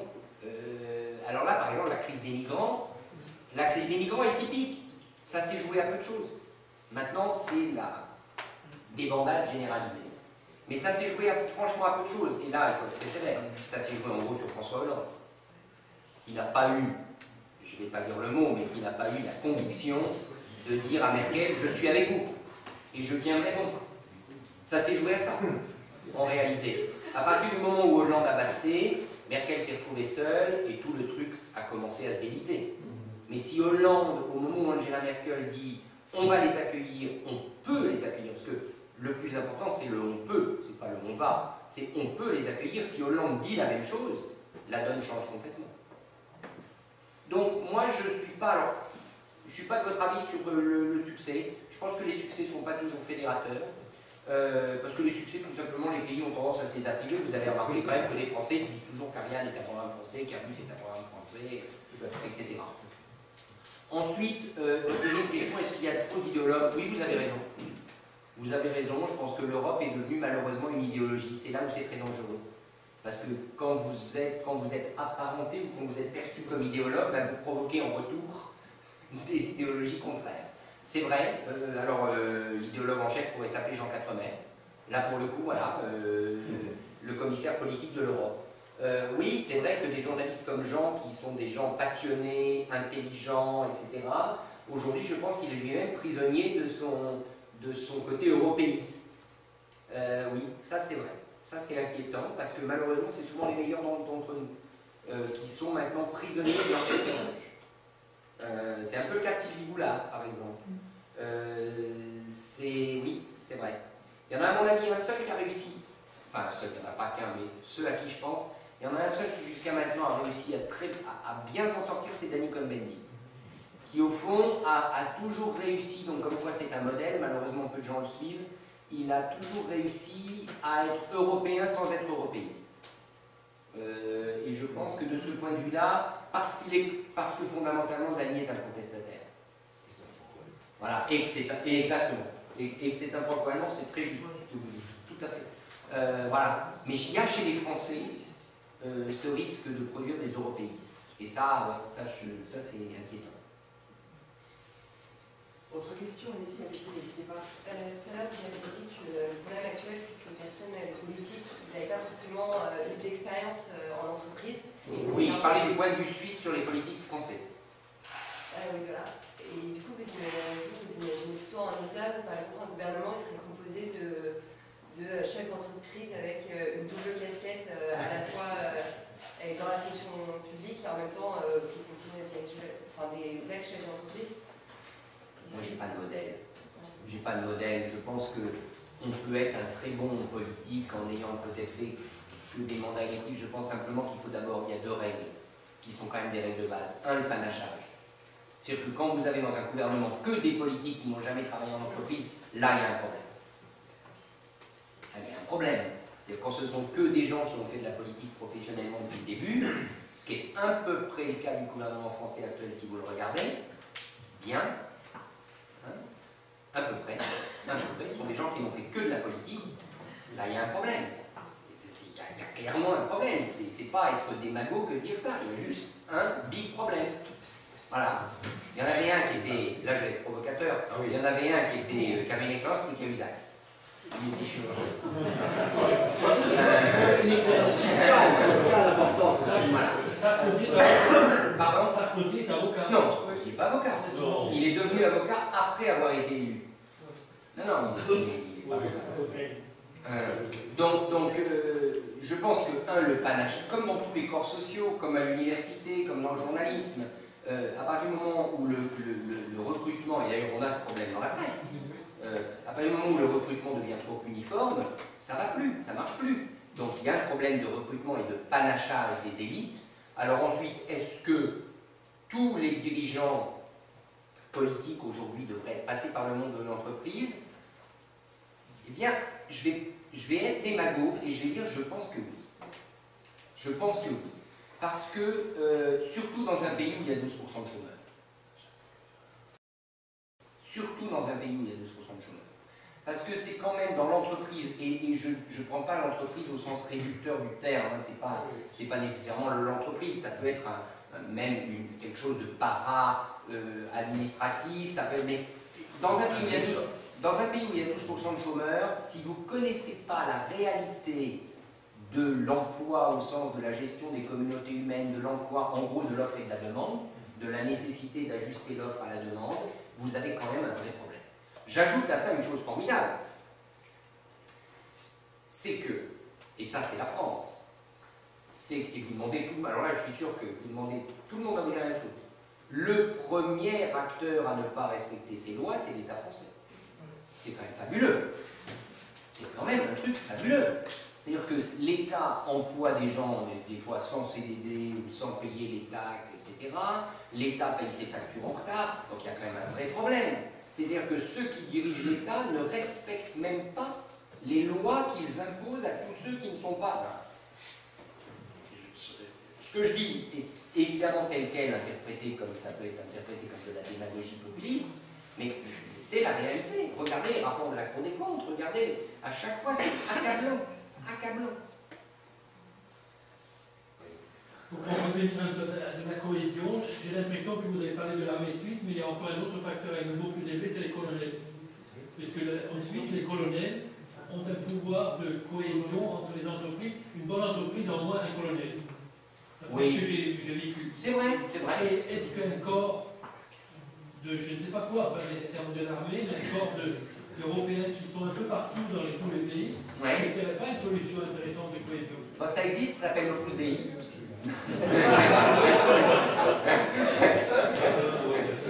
Non, mais vous avez pas tort. Vous avez pas tort. J'avoue que j'y ai jamais pensé. Alors, d'abord, je vais expliquer comment ça se passe en Suisse. Effectivement, comme l'armée et le milice, le corps des officiers est composé donc, de gens qui ont fait des études supérieures, etc. Et en général, vous avez toujours dans une entreprise, vous avez toujours un des dirigeants qui est officier, et le grade suprême en Suisse étant colonel, vous n'êtes général qu'en temps de guerre. Effectivement, vous avez beaucoup de diplomates qui sont colonels, vous avez beaucoup de banquiers, voilà. Donc il y a une espèce, j'allais dire, de franc-maçonnerie de l'armée suisse un peu qui est une réalité. Et bien évidemment, tous ces gens partagent l'intérêt national et éthique, si l'on peut dire. Je crois que vous avez raison. C'est une idée, ça serait sûrement une idée. Ça serait sûrement une idée que de créer un corps peut-être oui, de militants européens dans les grandes... Oui, alors je ne sais pas quelle forme ça peut prendre, mais vous avez... il y a sûrement quelque chose là autour. Sûrement. Effectivement. Oui, moi je ne suis pas sûr que je vous suivrai sur comment dire, la Suisse comme modèle. Hein. Bon. C'est vrai qu'on est plutôt dans la mer en France. Et d'ailleurs, je pense que si l'Europe est à ce point, l'Europe n'est jamais que l'image de la classe politique des pays et puis de son fonctionnement. C'est-à-dire qu'effectivement, ce que vous décriviez des eurocrates, en fait, c'est le personnel politique français aussi. Hein. Alors, quand on dit ça, effectivement, c'est pas très enthousiasmant, parce que comment on va sortir de ça?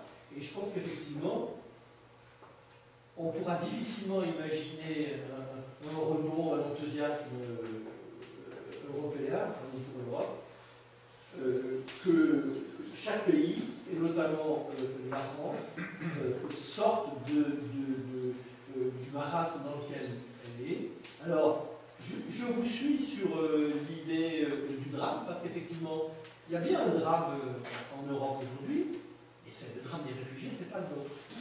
Et effectivement, l'idée européenne a été forte au sortir de la guerre.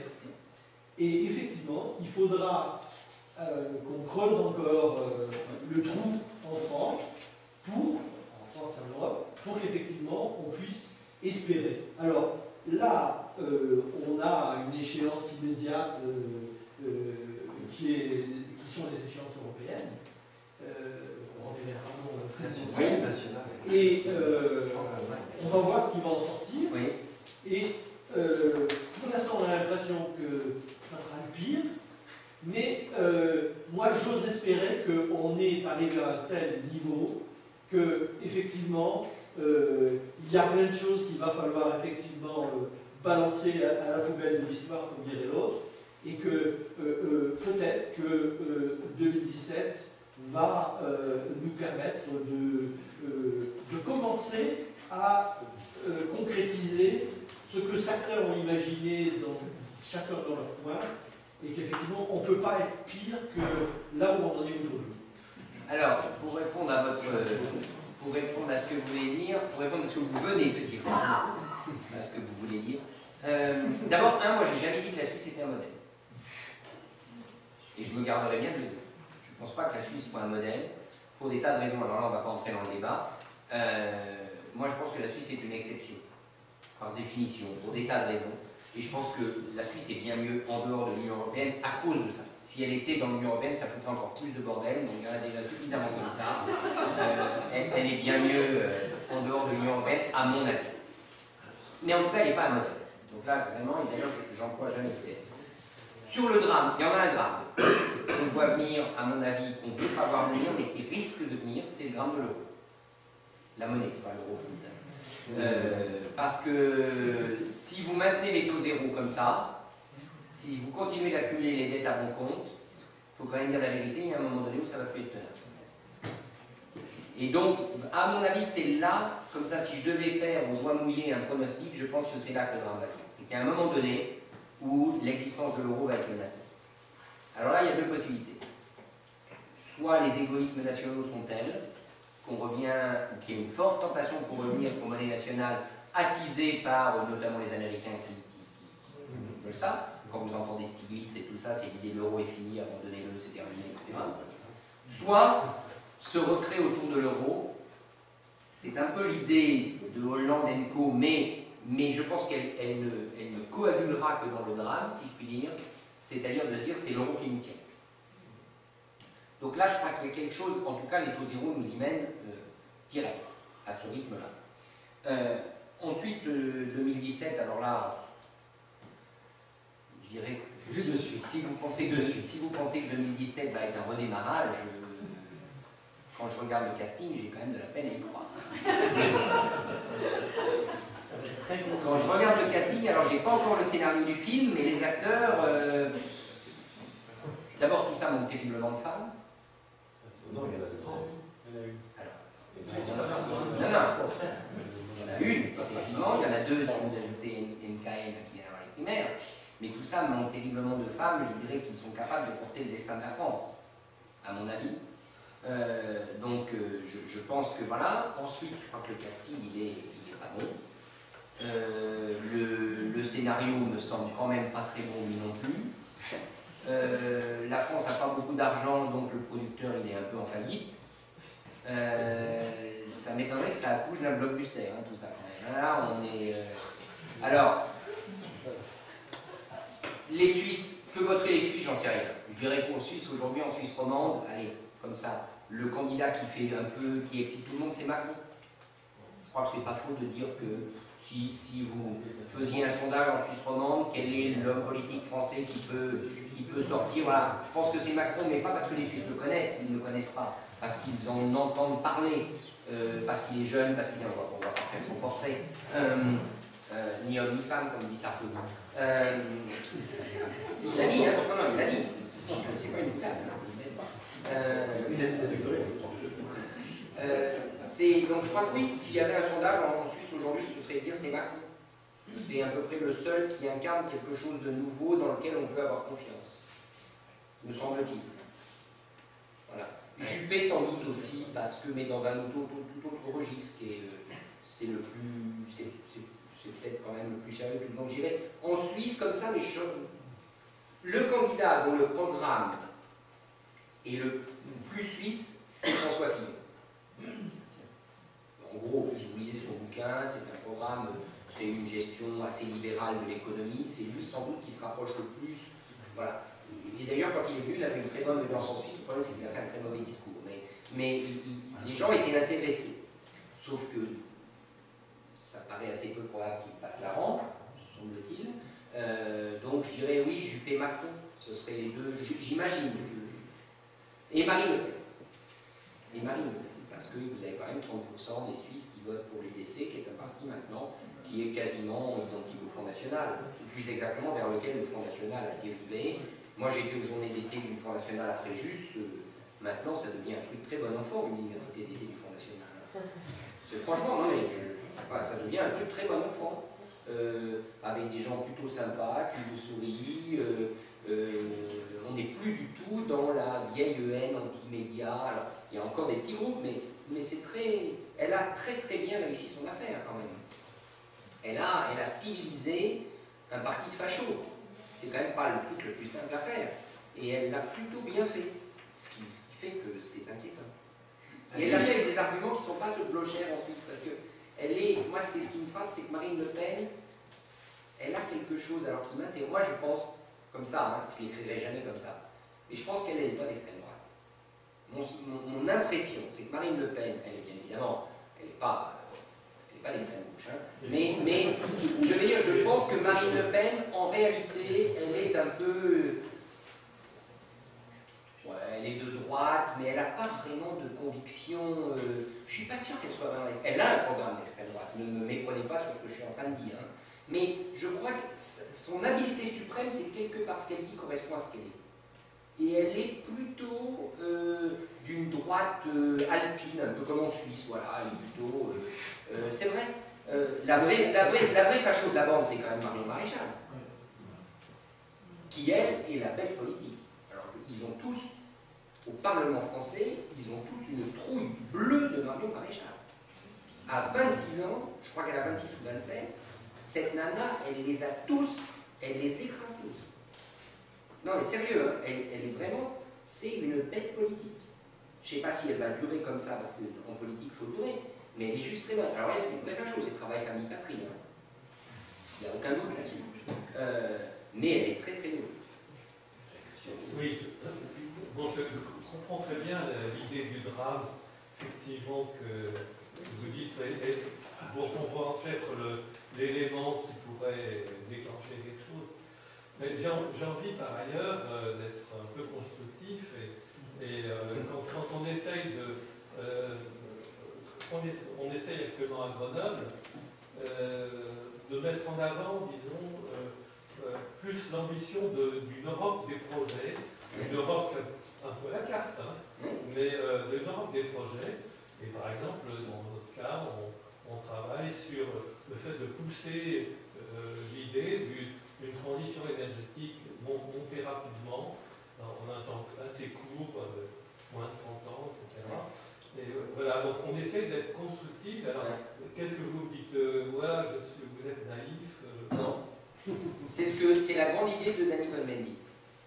Une de ses grandes idées. Je pense qu'il a raison, Danny. C'est d'ailleurs, il s'est beaucoup battu pour ça. Lui dit le vrai projet, enfin, il ne dit pas que ça, mais il dit le vrai projet qui peut être fédérateur, c'est autour de la transition énergétique et de tout ce qu'elle suppose, parce qu'on touche les gens.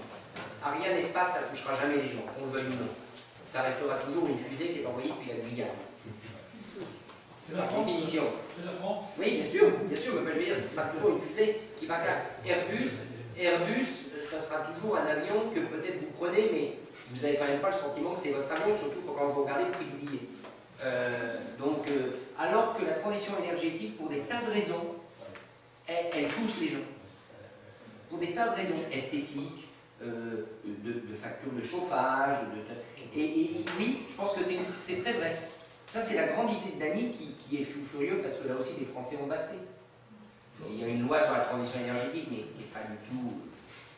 Et puis en France, vous savez, il y a le lobby nucléaire, qui lui ne veut pas du tout de transition énergétique.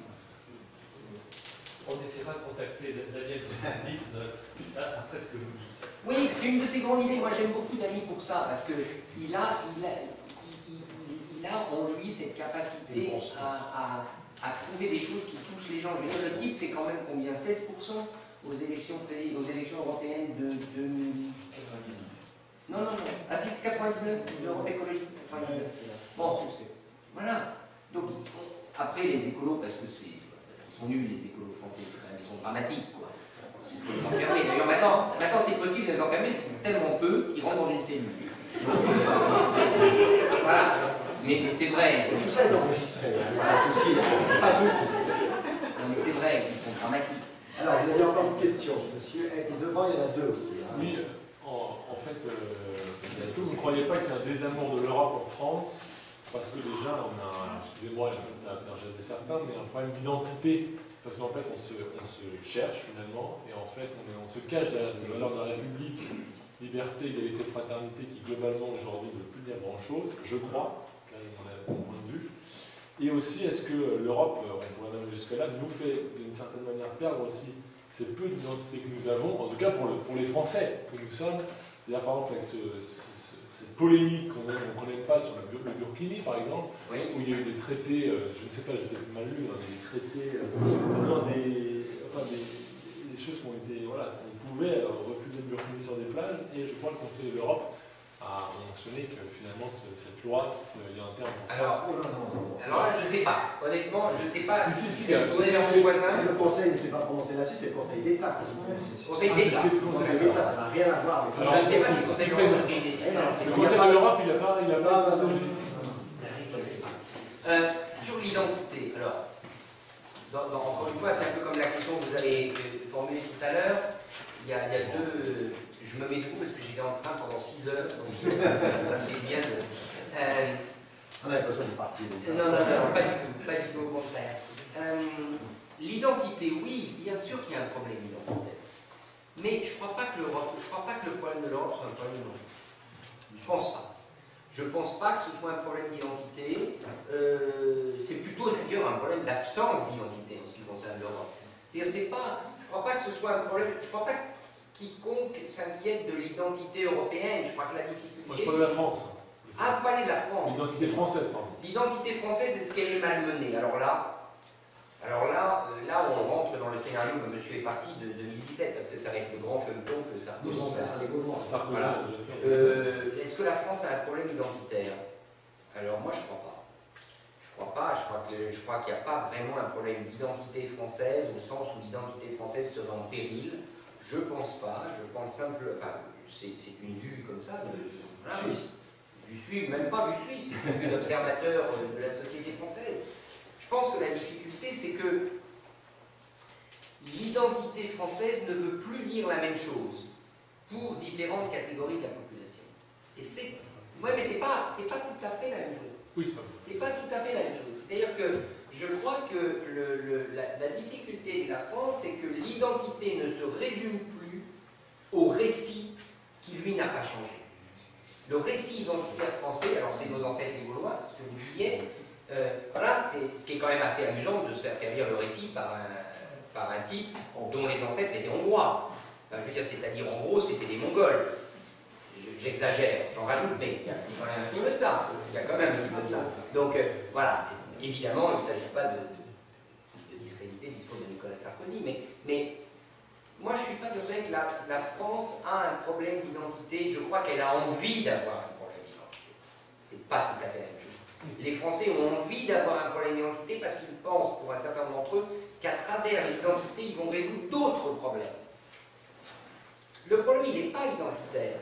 Alors là, on peut aller sur un terrain qui est un peu mon terrain favori, parce que moi je dis toujours ça. Et il y a un problème très simple, c'est le chômage. Comment voulez-vous avoir une identité qui tient avec 12% de chômage, voire en réalité, si vous ajoutez toutes les catégories non comptées, 15 ou 16%, ou 20%? Comment voulez-vous que votre identité ne soit pas mise en péril quand vous avez deux ingrédients qui sont des ingrédients factuels, hein, je ne prononce pas 6 millions de musulmans, 20% de chômage. Entre 15 et 20% si vous agrégez toutes les catégories qui ne sont pas comptées dans la comptabilisation officielle. Vous imaginez le défi? Vous avez 6 millions de musulmans qui portent en eux tout le poids de l'héritage historique, bon, on ne va pas revenir là-dessus, et vous avez 17%, 15 et 20% de chômage. Comment voulez-vous que l'identité tienne? C'est ça les vrais problèmes. Ils sont là, c'est cela. Ce n'est pas l'identité elle-même. L'identité de la France, de manière, elle n'a jamais été figée, fort heureusement, comme l'identité de la Suisse. Et il y a par contre une chose que la Suisse, alors la Suisse n'est pas un modèle, mais il y a une chose que la Suisse a bien su faire. Et ça, c'est vrai qu'on y revient maintenant en France d'une manière un peu caricaturale à travers le Made in France, que je trouve encore. Mais c'est que la Suisse a su devenir plus qu'un pays, d'une certaine manière, elle a su devenir une marque. Or, on vit dans une époque qui est une époque de marque, qui est une époque pour nous de titres, les journalistes. Si le titre de votre papier n'est pas bon, le papier n'existe pas sur Internet. Donc c'est la même chose, c'est un peu la même chose. Donc, et la France, elle a cette peine, c'est-à-dire qu'elle n'est pas devenue une marque. Et le moment où elle redeviendra une marque, tout le monde en sera fier, y compris ceux qui ont des problèmes à régler avec elle. La marque France n'est pas assez bien vue. C'est ça, c'est... Moi, je ne crois pas que la France a des problèmes identitaires. Alors, votre collègue journaliste. Oui, non, Pascal Lamy, bien cité Elie Bernardi, lorsqu'il dit... Bien cité qui? Elie Bernardi. Oui. Lorsqu'il dit l'Europe est frigide, elle a tout ce qu'il faut, mais ça ne marche pas. Et Lamy impute ça au fait que la souveraineté européenne a toujours été une souveraineté consentie, déléguée. Alors, toutes les souverainetés nationales ont été acquises sur le plus souvent. On change pour le temps, mais ça, tu penses de cette... ce serait un peu bleu gordien de cette... Alors, si je voulais reprendre le parallèle de Pascal Lamy, je dirais que l'Europe est maintenant frigide après avoir été trop libertine. C'est-à-dire que... Non mais c'est un peu ça, c'est un petit peu ça. Ah oui, si je veux prendre, parce que tu me dis ça, c'est-à-dire qu'elle a été libertine au moment de l'élargissement, puis à force d'avoir beaucoup de partenaires, elle se rend compte que ça devient un peu difficile. Voilà, c'est un petit peu ça. Voilà, donc elle est... C'est un propos antiféministe. Voilà. Non, antiféministe, c'est là, voilà. C'est parce que Lamy parle de ça. Moi, je crois que le problème de la souveraineté, il est clair.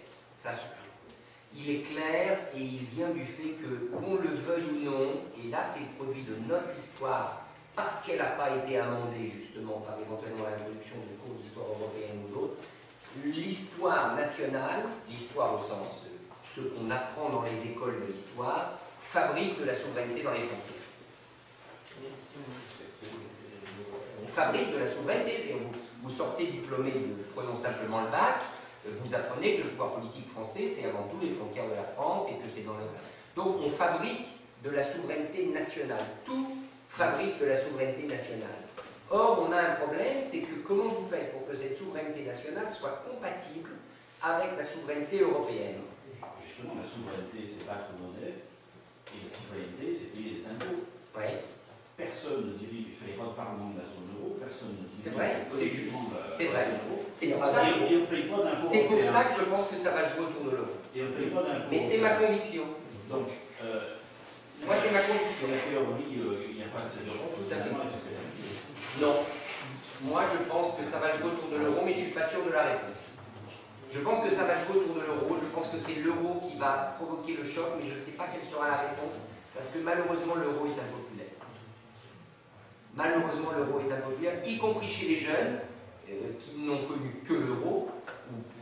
L'euro n'est pas populaire parce que leurs parents n'arrêtent pas de leur expliquer que c'était quand même nettement moins cher quand il n'y avait pas l'euro. Non mais c'est vrai, c'est vrai. Ça doit être sous. Donc l'euro a un vrai problème de popularité en France. En tout cas, en France. C'est voilà. Oui, parce que même les gars, ils veulent le garder. Oui. Oui, tout à fait. Une dernière question. Moi je pense que ça va jouer autour de l'euro, vraiment. Et là, l'Europe va retrouver tous ses leviers, et comme tu dis, l'identité va se faire par le battre monnaie, payer des impôts. Je suis tout à fait d'accord. Moi, je pense que c'est ça qui va à un moment donné. Mais ça va être tangent. Ça va être tangent parce qu'à ce moment-là, il y a aussi tous ceux qui veulent plus de l'euro qui vont monter au créneau. Mais peut-être pas, mais peut-être ni à 28, et tant mieux que la Grande-Bretagne soit partie. Oui, ça, absolument. C'est tout à fait juste. Mais moi, je voulais revenir sur Delors dont vous parliez tout à l'heure. Oui. Je me demande si quand même l'épisode Delors a été tout à fait particulier au sein, parmi dans le rôle de la Commission et des présidents de la Commission depuis le début.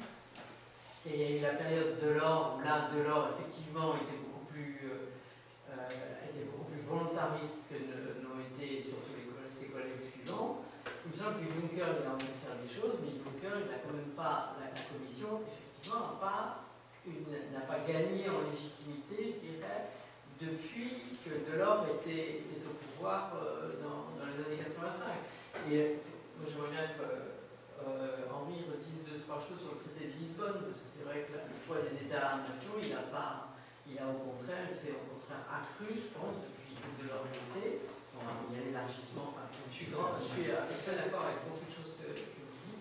Donc moi je me demande si Delors n'a pas été, y compris notamment pour nous les Français, on le monte en épingle, est-ce que ça peut être une exception? Le deuxième point, je voulais juste relier un autre point, bien sûr, qui est, moi quand je travaillais effectivement avec des collègues européens, quand on essayait de monter des projets, etc., moi ça m'a toujours frappé, j'ai toujours été frappé par le fait que les Français étaient très peu absents. Vous pointiez le fait que les Anglais étaient extrêmement présents, très très présents, alors que les Français, vous voulez dire très peu présents. Très peu présents, très peu absents. Non, très peu présents. Voilà. Et c'est vrai que c'est terrible, et je pense que vous parliez de Hollande par rapport à Merkel, etc. Alors, c'est vrai qu'on est très absent, on l'a toujours été, et moi je pense que ça joue aussi beaucoup dans l'impasse dans laquelle on est actuellement. Alors absolument. Vous savez, je vais parler, alors là, un petit peu, je vais répondre à votre question par la Suisse. D'abord. Vous savez, la Suisse n'est pas membre de l'Union européenne. N'étant pas membre de l'Union européenne, même si elle a ce statut, disons, privilégié avec les accords bilatéraux, une centaine d'accords bilatéraux, tout se négocie. Justement, c'est ce que l'Union européenne ne veut plus. Elle voudrait regrouper tout ça dans un seul accord parce qu'elle en a ras-le-bol de devoir gérer sans accords bilatéraux avec les Suisses. Mais la réalité, moi je l'ai vu de mes yeux, c'est que quand les Suisses ne ratent aucune réunion où ils sont conviés. Aucune. Pour une raison simple. C'est parce que toute information disponible leur est utile pour défendre leur point de vue. Donc ils sont d'une assiduité, d'une présence, et vous voyez arriver des délégations suisses qui sont des véritables corsaires, c'est des flibustiers de première.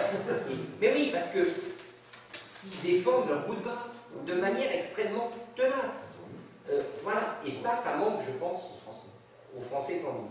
Mais il faut savoir que dans la France, il y a un pathos qui explique ça. C'est quand même la politique de la chaise vide de De Gaulle. C'est-à-dire que De Gaulle, avec sa politique de la chaise vide, a quand même laissé entendre qu'on était plus puissant quand on n'est pas présent que quand on est présent. Et ça, c'est très français. Vous entendez souvent les Français théoriser là-dessus sur le fait on n'y va pas, donc on sera obligé de venir nous voir après, donc on aura... Donc il y a cette difficulté. C'est vrai que les Français, sans doute, sont moins, je dirais, sur la veine. Quant à Delors tout seul, c'était pas Delors, c'était Delors-Mitterrand-Kohl. C'est évident que c'était la conjonction des trois, plus la chute du mur. Donc il y a eu, vous avez tout à fait raison de le dire, il y a eu un moment historique dramatique. D'ailleurs, c'est ce que je vous en dis, il y a eu un moment historique dramatique qui a forgé, mais on aurait pu en tirer des leçons. Rien n'empêchait à Barroso ou à Prodi de continuer avec les mêmes méthodes, quitte à se prendre des coups. Qu'est-ce qu'ils avaient à perdre?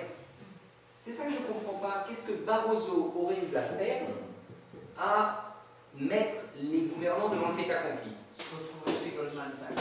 Non, il aurait il n'aurait pas eu le deuxième mandat. Et là, il y a un vrai problème. Oui, alors là, c'est là la difficulté. Voilà. Mais historiquement, quand même, la construction de l'Europe, il ne faut pas tout à fait l'oublier, la France a pensé que l'Europe, ça serait une grande France. Oui.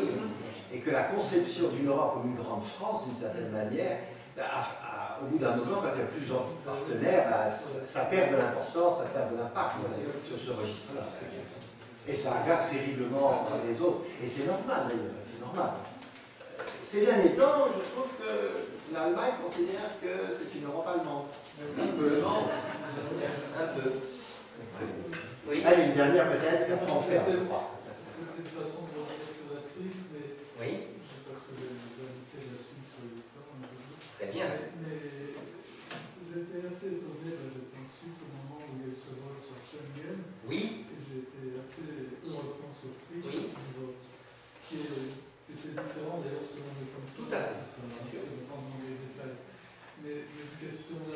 ça dépasse. Pour revenir sur la Suisse, je rappelle de Schengen. Si aujourd'hui ce référendum avait à nouveau lieu Sur Schengen. sur Schengen, qu'est-ce que vous pensez qu'il se passerait en Je Europe? pense qu'il serait toujours gagnant. Il serait toujours gagnant. Je ne dis pas qu'il serait gagné, ça je ne le sais pas, mais je pense qu'il serait toujours gagnant.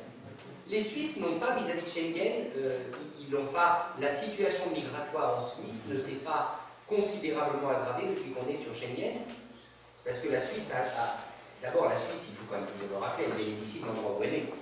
Elle n'est pas au contact immédiat des zones migratoires, donc c'est quand même, voilà, c'est quand même une réalité. Bon, deuxièmement, elle n'a pas de frontières communes ou proches avec la Grande-Bretagne, donc elle n'attire pas le... Mais je pense que non, je pense que ce serait gagnable. Les Suisses ont quand même très bien vécu le fait que maintenant ils peuvent circuler dans Schengen, etc. Donc liberté d'établissement. Donc ce serait dur, bien sûr que ce serait dur, mais ce serait toujours gagnable, je pense. Je peux me tromper. C'est un peu optimiste, là, c'est bien. Peut-être. En tous les cas, merci beaucoup. Merci à vous.